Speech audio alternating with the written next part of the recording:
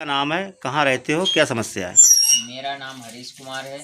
मेरी पत्नी का नाम बेबी कनौजिया है। मैं ग्राम पिपरिया सिंगीपुर, पोस्ट राठ, तहसील बीसलपुर, जिला पीलीभीत का निवासी हूँ। क्या समस्या है आपकी? समस्या ये है, मेरे गांव के राजेंद्र प्रसाद और सुनील प्रसाद ने मेरे घर में घुसकर मेरी पत्नी को और हमको मारा है। आकर मेरी पत्नी ने आंगनबाड़ी में फार्म डाला था और जो है इनकी नियुक्ति नहीं हुई।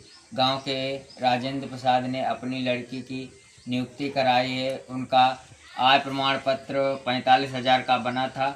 उनके पास 8 एकड़ ज़मीन और 2 ट्रैक्टर थे। तभी हमने मंडल आयुक्त में उनकी जांच कराई। जांच के दौरान जैसे ही लेटर आया तभी से राजेंद्र प्रसाद व उनके लड़के सुनील और उनके परिवार सहित लोग हमें गंदी गंदी गालियां देते हैं, जान से मारने की धमकी देते हैं। कहते हैं लंगड़ा लंगड़ी को गोली से मार देंगे और वो कहते हैं कि जो है तुमने अगर मेरे खिलाफ़ कोई कार्रवाई करी तो मैं तुम्हें जान से मार दूंगा।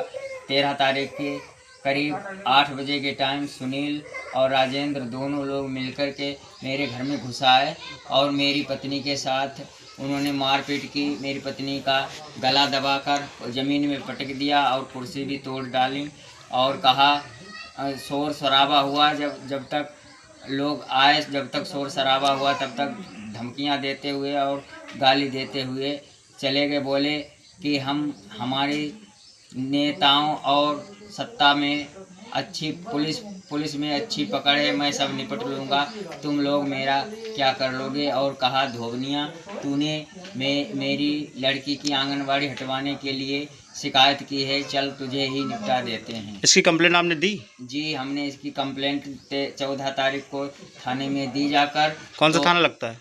करेली थाने में दी जाकर तो दरोगा रघुनाथ सिंह ने 3 वाटर पेपर में कोरे पन्ने में मेरी पत्नी से ज़बरदस्ती से साइन करवा लिए और हम लोग मना भी करते रहे।